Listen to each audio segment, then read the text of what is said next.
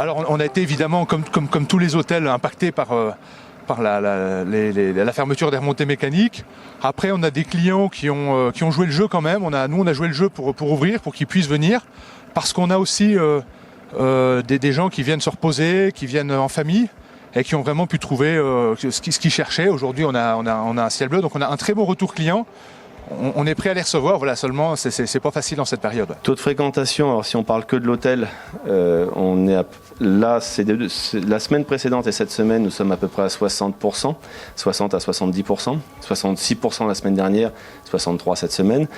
Les 2 premières semaines de février, quand nous avons ouvert, nous étions à 30%, entre 20 et 30% de l'exploitation, ce qui correspond à peu près à un chiffre d'affaires de 10 à 20%. Si on réunit le restaurant et l'hôtel, parce que là nous n'avons pas le restaurant, on fait une moyenne de 200 à 300 couverts par jour en février. Là actuellement, nous n'avons pas ces 200 à 300 couverts, donc on est entre 10 et 20% du chiffre d'affaires.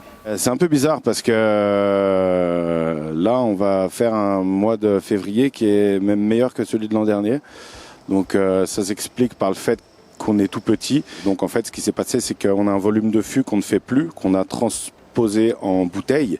Et du fait que les gens fassent pas mal l'apéro à la maison, ce volume supérieur de bouteilles s'est vendu de façon supérieure au volume de l'an dernier. Donc on a la chance d'avoir des kitchenettes dans les chambres, donc les gens peuvent manger, ce qui leur permet de vivre tout à fait normalement.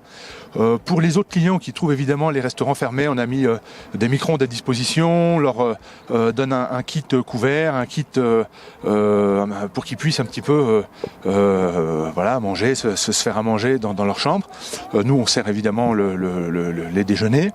On essaye de s'adapter au fur et à mesure avec le bon sens, en respectant bien sûr les règles essentielles. On essaye de proposer les mêmes prestations qu'en temps normal, sauf que c'est à emporter. C'est-à-dire qu'il y a toujours le menu 4 plats avec une entrée, un potage, le plat principal, fromage et dessert. Mais c'est à emporter. On a installé des tables dans toutes les chambres. Donc les gens mangent dans les chambres et il n'y a plus de contact. On a installé également des désinfecteurs Biozone dans tous les étages qui désinfectent ça projette du plasma froid en fait et ça désinfecte des étages en plus des règles qu'on applique qui sont les distanciations et le lavage des mains. Aujourd'hui, on n'a plus aucune personne, plus aucun salarié, si ce n'est les 2 gérants qui travaillons.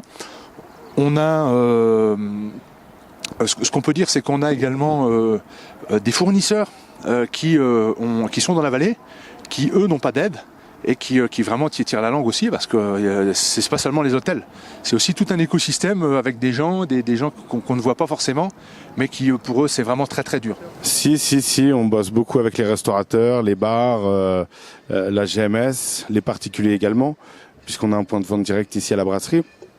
Mais l'un dans l'autre, on arrive à s'en sortir à peu près sur le mois de février. On est quand même, comme tout le monde, on ramasse comme on dit. Mais on a quand même la chance de travailler un peu, donc on reste optimiste, confiant et on est content. Si jamais les remontées ouvraient, ma foi, on augmenterait l'offre, c'est-à-dire qu'on ferait plus d'emporter. Ce serait moins confidentiel, on ferait plus d'emporter et puis on s'adapterait. On emploierait peut-être un peu plus de monde parce que je pense qu'il y aurait plus de monde aussi au niveau de l'hôtel.